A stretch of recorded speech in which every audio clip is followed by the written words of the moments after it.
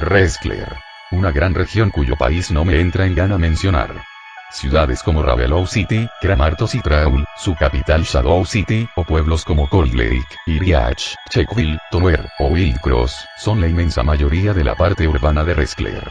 Pero hablemos de la parte urbana. ¿Qué son para Rescler los pueblos y las ciudades? Nada. Si un astronauta echase un vistazo a la gran región de Rescler en la noche, no vería más que un espacio oscuro en el país luminoso. Un espacio oscuro y vacío que ha devorado pequeñas estrellas urbanas, bombillas eléctricas en el mar de la oscuridad de los desiertos y los bosques. Eso es Rescler. Naturaleza, a veces magnífica, a veces sombría, pero la reina. Mi historia está muy lejos de la civilización. Bienvenidos a las Montañas Rojas. Mi nombre es Richard Moulton. Un cazador de la región de Rescler.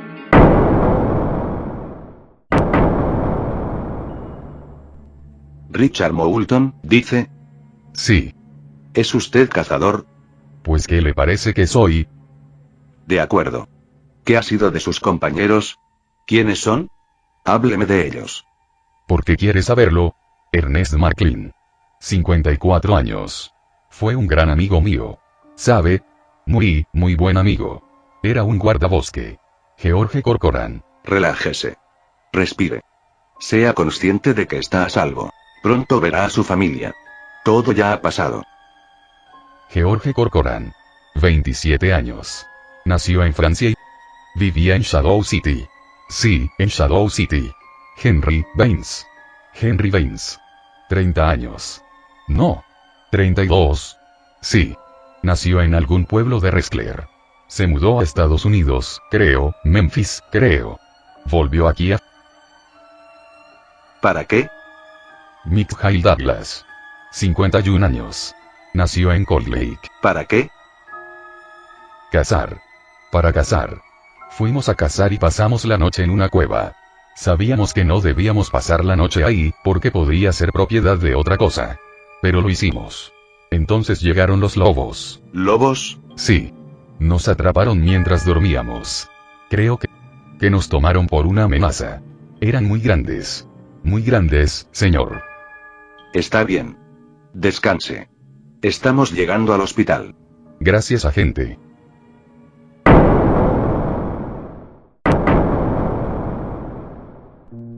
Siempre he sido bueno mintiendo. No fueron lobos. Es más, en las Montañas Rojas no hay fauna ni flora. Son como un gran vertedero sin basura, como si las almas del paraíso se deshiciesen de su mierda y cayera al oeste de Rescler. Esas son las Montañas Rojas. Un vertedero celestial. Lo que se llevó a mis compañeros no fueron lobos ni nada sobre la superficie de la tierra. Lo que se llevó a mis compañeros está bajo la superficie de la tierra. Se retuerce, se expande y se contrae bajo las Montañas Rojas de Rescler. Compararlo con una manada de lobos es como poner un mosquito al lado de un león, y doy gracias a Dios a que pude escapar de esa cosa. Gracias a Dios y a mi amigo Ernest Marklin. El origen de nuestra marcha al oeste se debe a un problema muy importante en la historia del país. Las desapariciones de escaladores y montañistas siempre se han dado en las Montañas Rojas. ¿Desde cuándo? Desde donde sé, me han contado y puedo contar, las Montañas Rojas han sido vistas como los Pirineos en España, como el Monte Olimpo en Grecia, como los Alpes en Europa. Parte de la tierra y del país. El lema de los montañistas del país y de otros países cercanos era: no puedes llamarte montañista si no has ido a las Rojas. El problema es que del 50 al 60% de los que llegan a las Montañas Rojas nunca vuelven. Nunca. Es un gran misterio. Pero no para mí, ahora. Tú que estás escuchando esto, presta atención a lo que voy a decir, pues es muy importante.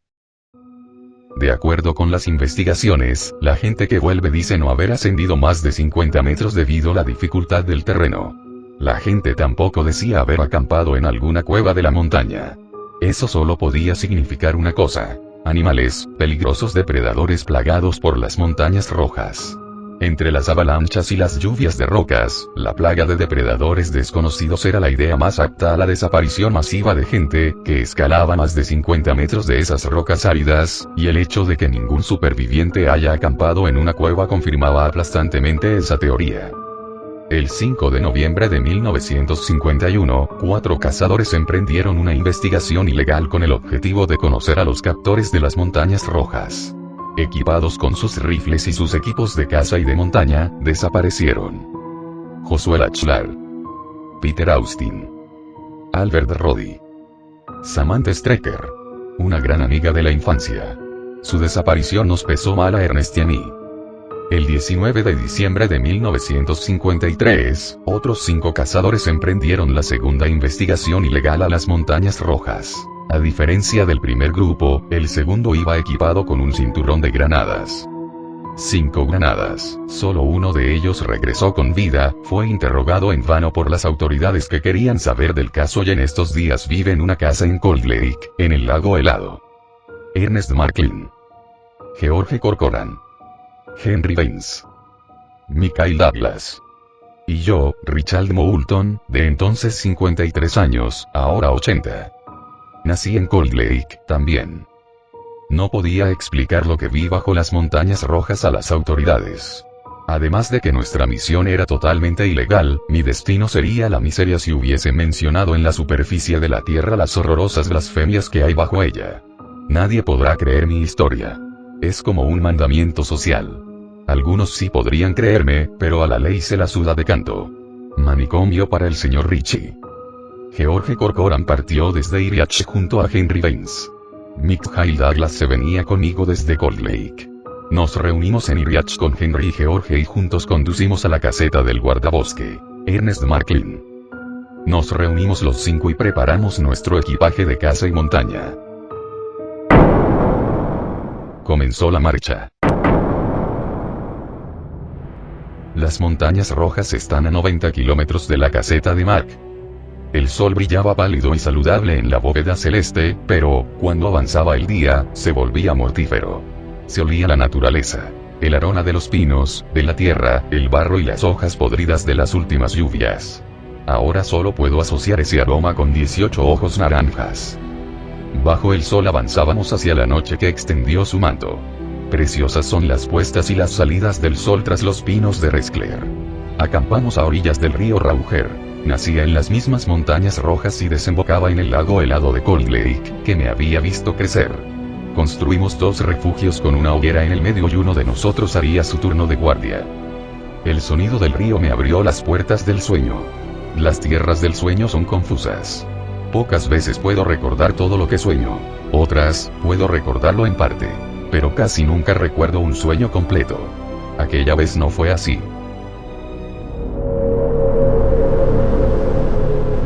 Una oscuridad húmeda y fría en medio de ningún lugar. Entre esas tinieblas 18 ojos observaban y estudiaban mis movimientos. 18 luces naranjas arracimadas simétricamente, gigantescas. Las pupilas amarillas y alucinantes expresaban un gran sentimiento por mí. O ninguno.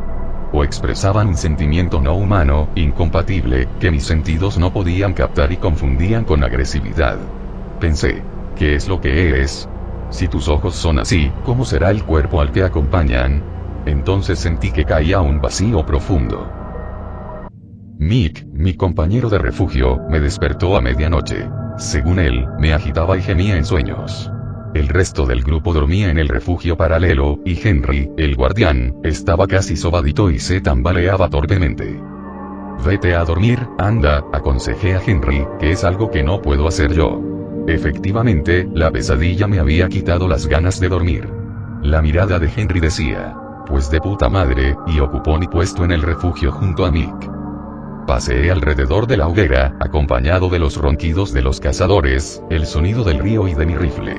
La luna llena se reflejaba en el agua cristalina que fluía y mojaba las rocas, en forma de destellos fríos y plateados que refrescaban el corazón. Alcé la mirada a las estrellas y me perdí en la inmensidad del espacio. No somos nada, susurré. Entonces vi algo extraño entre las estrellas. Algo malo. Una especie de mal augurio dedicado a mí. Una estrella de color verde. Sí, como lo estás leyendo.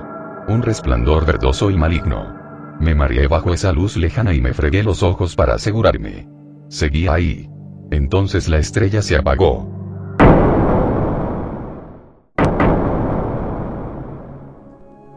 Llegó el nuevo día y los 5 cazadores retomaron la caminata a las montañas rojas, que se erguían orgullosas, tan altas como peligrosas, en el horizonte. Dijimos adiós al río Rauger y cazamos un cervatillo antes del mediodía. Las rojas estaban ya a 40 kilómetros. Acortamos 30 para la noche. Y no dejaba de pensar en ese maldito sueño y en la estrella verde.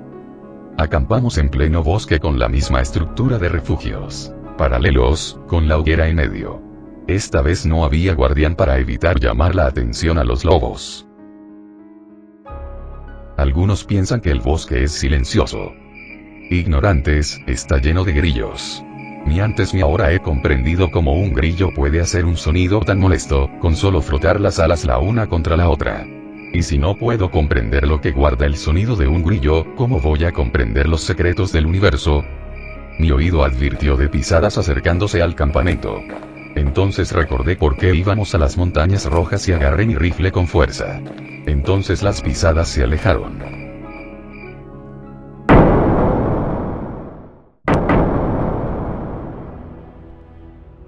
Las puertas del sueño no se abrieron a mí. No soñé nada. O no lo recordé. Llegó la luz del sol y comenzó la caminata final a las legendarias montañas rojas, ya a 10 kilómetros que nos llevaron toda la mañana, pues el tramo era difícil y doloroso. Era una faena agotadora. El sol se volvía cada vez más radiante y mortífero entre los pocos árboles del tramo final, pero nuestro sol era mucho más agradable que aquella estrella verde. Entonces la tierra húmeda desapareció y nos encontramos caminando sobre piedras rojas. Sabíamos lo que eso significaba. Los árboles se detuvieron en seco. Y entonces sí, la primera de las montañas rojas estaba ante nosotros. Las montañas rojas. Desiertas, peligrosas, pero parte del mundo. Y rojas, por si crees que el nombre es un adorno. Los científicos todavía no han logrado explicar por qué las montañas rojas, a pesar de las lluvias y los ríos, y a pesar de los niveles de polen y de esporas, no parecen mostrar signos de vida excepto por 4 vitrobichejos tóxicos. Descansamos y comimos en la falda de la primera montaña. Subimos cuestas y escalamos precipicios. La puesta de sol estaba próxima. Nos agotamos rápidamente, y no veíamos algún sitio plano para dormir. Era imposible hacer refugios. Todo estaba desierto. No había, hay ni habrá una sola rama en las montañas rojas, el vertedero celestial.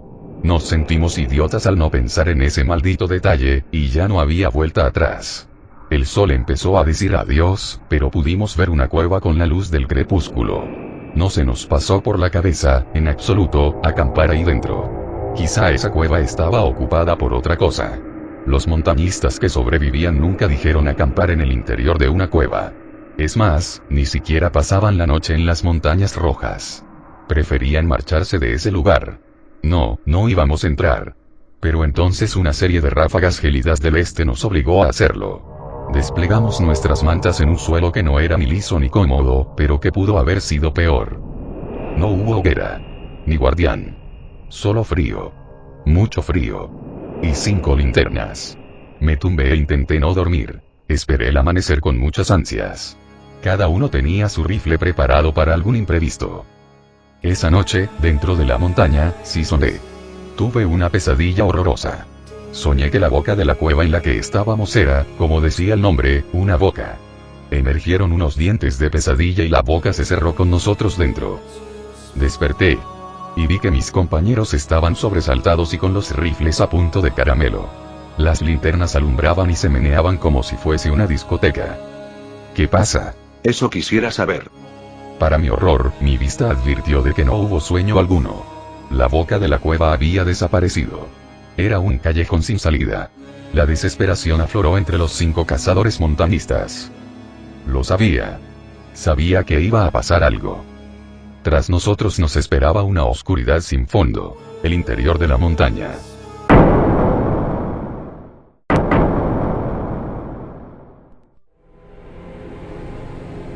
Donde antes estaba la boca de la cueva había ahora una pared casi lisa. No era obra de ningún derrumbe.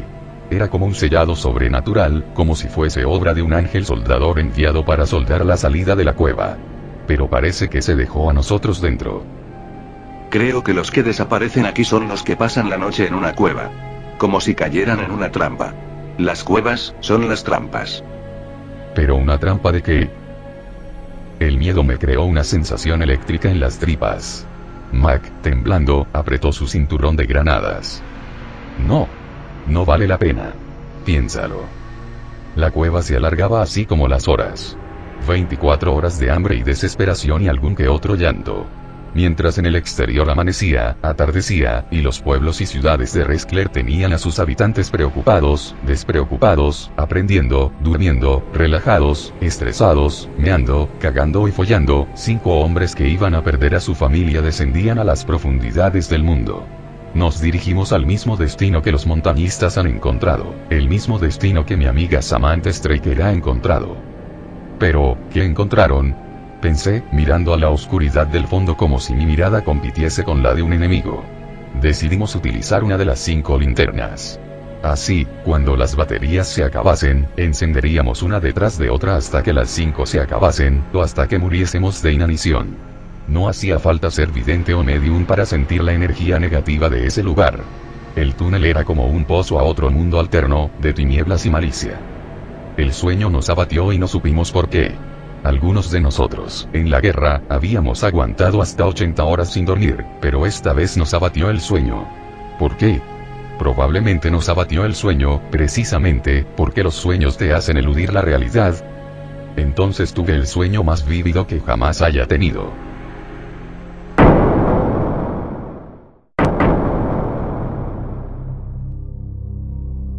Soñé que volaba sobre los bosques de Reskler. Pero era diferente. La frondosidad de los árboles era la más pura que jamás hubiese visto. Vi el río Rauger.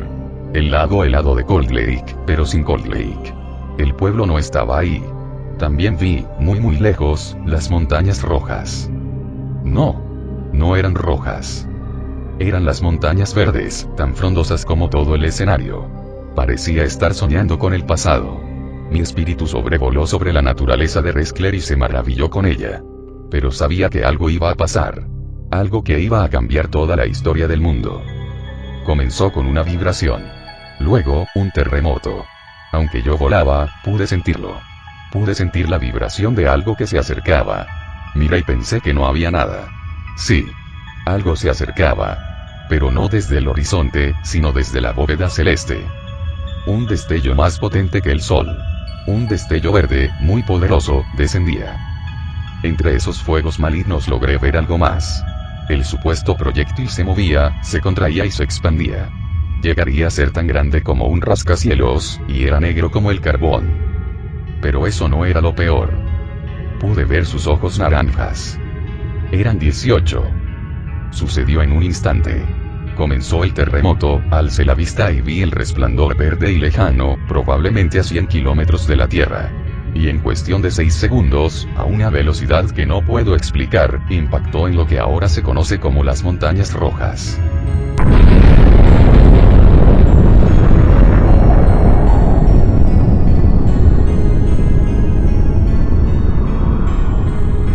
Hubo un destello indescriptible en el lugar del impacto, y fue realmente acojonante.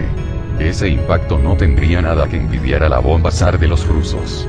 El terremoto se intensificó 100 veces más. La onda expansiva barrió la superficie de los árboles a una velocidad inesperada y me atravesó. Esa onda expansiva me perturbó el alma y me hizo llorar. Sentí el calor y el estruendo. Todos los árboles ardieron y el lago helado se evaporó en cuestión de minutos, y pude ver algo horrible dentro de ese lago. Las montañas rojas ardían en una llamarada gigantesca de kilómetros de altura. Una llamarada verde, una hoguera cósmica. Bajo esas llamas el extraterrestre titánico de 18 ojos se movía violentamente. Su forma, una forma que miles de años después se conocería como Lovecraftiana, era una masa negra como el carbón, y sus tentáculos intentaban cavar en la tierra. Propagaba gritos de dolor por toda la región. Supe que esa cosa sentía dolor. Supe que cavaba en la tierra porque intentaba huir de algo.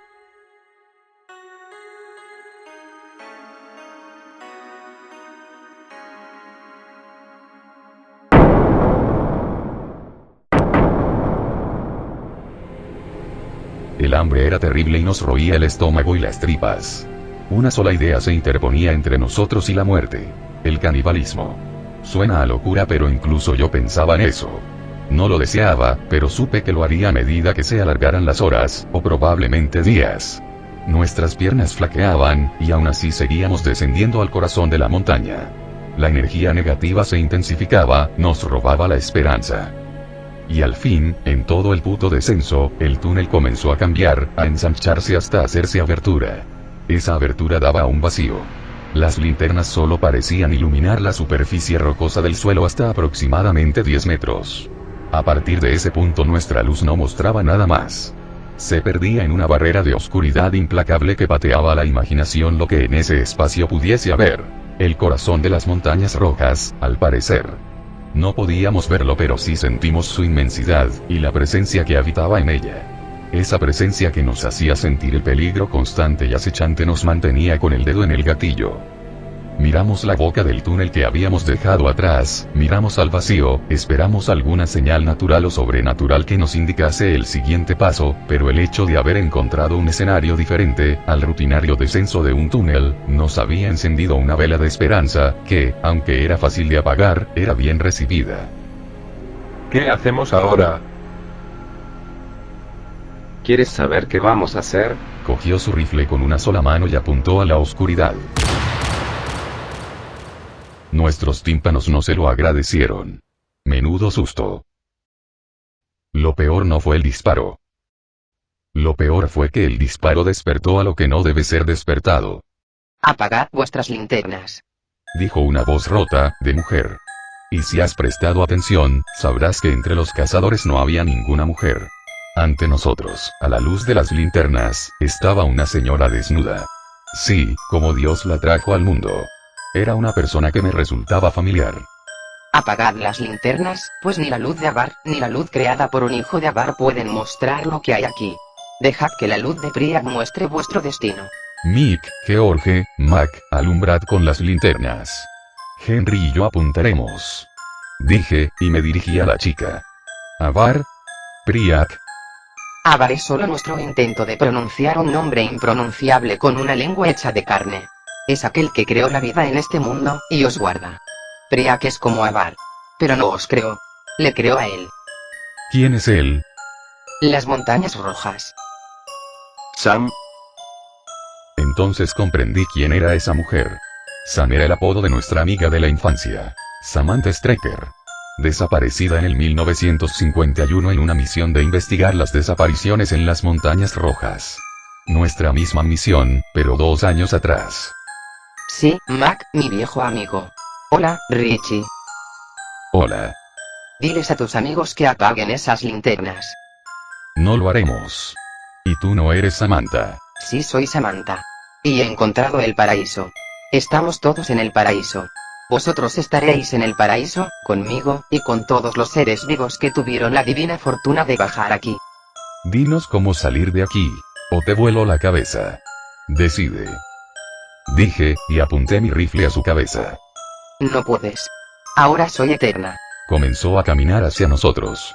Henry levantó su rifle. Él me ha hecho eterna a cambio de ser su alimento. Y, por si fuera poco, me ha hecho feliz. Es un precio justo. Llegó hasta mí, agarró el cañón del rifle y lo levantó por encima de su cabeza. ¿Y tú, pagarías ese precio? Suelta el puto cañón. ¿Lo pagarías? La cabeza de Samantha Straker estalló como un globo de líquido verde oscuro. Mi cara quedó impregnada totalmente. El hedor fue insoportable. El disparo fue de Henry. El cráneo de Samantha era ahora una mole detestable y aterradora con tentáculos negros que se movían y se contraían.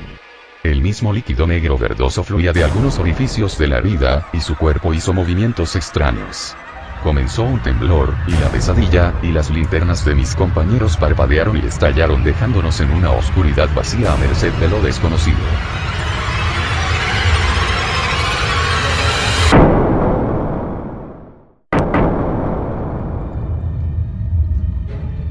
Uno, 2, 5, 10, 18 ojos se abrieron en la negrura e iluminaron el escenario.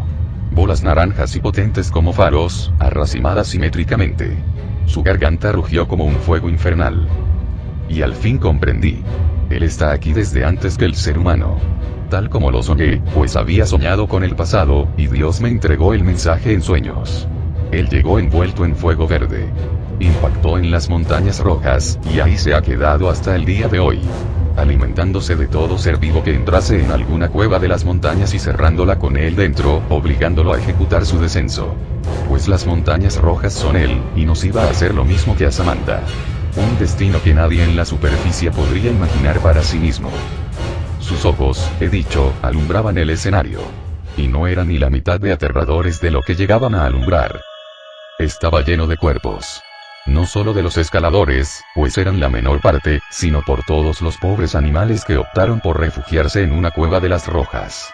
Era un gran escenario rocoso repleto de cuerpos inmóviles de todo lo que entró en las montañas. Inmóviles, pero no muertos. Tentáculos y vías pegajosas emergían de agujeros en las rocas, hacían ramificaciones en el aire y en el suelo, como árboles, y entraban en los cuerpos a través de un agujero en la cabeza. Eran millones. Y esos tentáculos pertenecían a él, y se movían cada vez que él respiraba. Perdimos a 2 de los nuestros en los primeros segundos. Mikhail Douglas no aguantó más y puso fin a su vida. Pero un tentáculo emergió de algún agujero cercano, y no nos dimos cuenta. Ese tentáculo acababa en forma de cuchilla afilada. Reptó como una serpiente por las rocas, se elevó de las rocas y acabó en el cráneo de George Corcoran. Y así nuestro amigo se unió a los millones que hacían su alimento. Los cuchillos. Sacad los cuchillos. Ernest Macklin comenzó a disparar hacia sus ojos, probablemente a 100 metros de nosotros, pero fáciles de acertar, pues eran gigantes. Y los 18 ojos de la bestia se convirtieron en 17, y rugió de una manera que no puedo describir. Probablemente de furia o de dolor. Su boca también brillaba por dentro. Una luz naranja nacía de su garganta titánica, y se recortaba la silueta de su dentadura. Eran dientes de demonio. Pero aún así no pudimos ver su cuerpo. Advertimos de tentáculos que comenzaron a reptar y a rodearnos, preparados a lanzarse. Henry y yo nos miramos, y sin decir nada cubrimos a Ernest con nuestros cuchillos de caza recién afilados de 40 centímetros de hoja. Intentamos rebanar cualquier tentáculo que se acercase mientras Ernest intentaba poner en tinieblas los ojos de la bestia. 16. El más grande. Cuando ese ojo reventó y se apagó, los tentáculos que nos atacaban se contrajeron de dolor, pues no eran más que sus extremidades. Ernest dejó su arma, sacó su cuchillo de caza y rebanó 2 o 3 de esos tentáculos, los cuales, cabe decir, se movían rápido. Entonces volvió a disparar. 15. Toma esa, hijo de puta.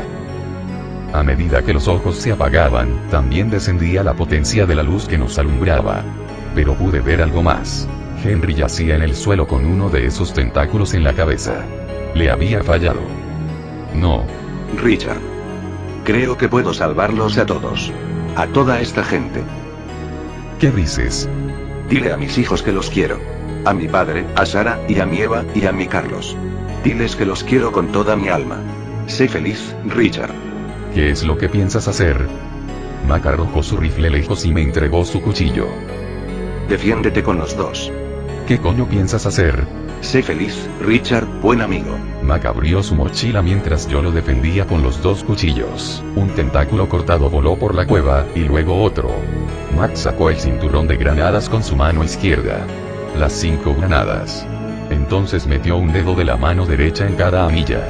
Las 5 anillas. Adiós. No pude creer que Mac pudiese hacer algo así. Comenzó a correr hacia él. Sí. Hacia él. Supe que la bestia fijó toda su atención en él cuando los tentáculos que me rodeaban dejaron de atacarme. La bestia agachó su cabeza y abrió su boca dispuesto a engullir a Mac. Mac se metió en su boca gigante. 0.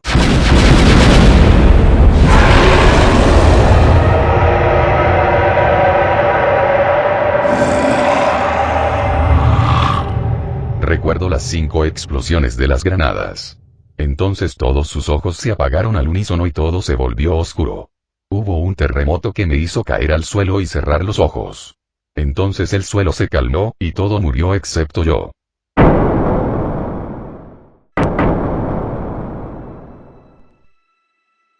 Durante horas tanteé el suelo en tinieblas, pero los cuerpos no despertaron. La bestia tampoco despertó. Mis dedos topaban con tentáculos carnosos, con grava, rocas, con cuerpos de personas y animales, y con mis propias lágrimas. O probablemente era sangre.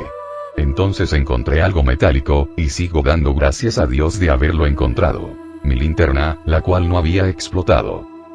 Caminé entre los cuerpos y las rocas e intenté buscar una salida. Agonizaba de tristeza y de hambre, y gritaba y lloraba, y así caminé durante 1 hora, y hallé una salida a un túnel, parecido al cual habíamos entrado. Y emprendí un ascenso que me llevó a otro día. Y la pesadilla terminó. Encontré al fin una salida al exterior. Una cueva.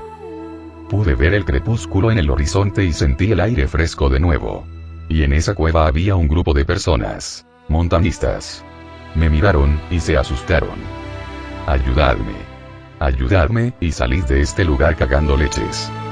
Entonces, perdí el conocimiento. Ahora vivo en Cold Lake, con mi familia y todo lo que amo. He mentido a toda mi familia manteniendo esa gilipollez del ataque de los lobos, aunque ellos saben que no soy el mismo de antes. Desde el encuentro con ese hijo de Priak, como lo llamo Samantha, algo se injertó en mi mente. Algo nuevo y malo. No he vuelto a ir de casa desde ese día. Tengo por seguro que él sigue vivo. Si pudo sobrevivir a un cataclismo de varios megatones de potencia que desoló toda Rescler hace millones de años, ¿cómo va a morir por 5 granadas? Sé que he escrito esto 28 años después de lo sucedido. La razón fue por evitar llamar la atención a las inteligencias gubernamentales que, sin duda, conocen a ese demonio extraterrestre que vive bajo tierra, y me quitarían de en medio. Tenía mucho por vivir. Ahora tengo 80 años. Soy un viejo demacrado y traumatizado. El gobierno no haría más que acabar con un viejo chocho. Pero debes saber algo más. Semanas después del encuentro con él, tuve otro sueño. Y sé que era la realidad. No soñé con un paisaje, sino con todo el globo terrestre. Era la Tierra, aunque vi que los continentes no estaban completamente formados. Soñé que caían meteoritos por todo nuestro planeta. Pero esos meteoritos ardían con una llama de color verde. Eran cientos. E impactaban uno a uno por todo el planeta. Él no es el único. Se han injertado bajo nuestros suelos. Y están por todo el mundo. Han perforado cuevas por encima de ellos, que no son cuevas sino trampas. Y tanto animales como humanos entran en esas trampas para no salir jamás. Porque viven bajo el mundo. Devorando su alimento. Viven bajo nuestro mundo. Esperando tu descenso.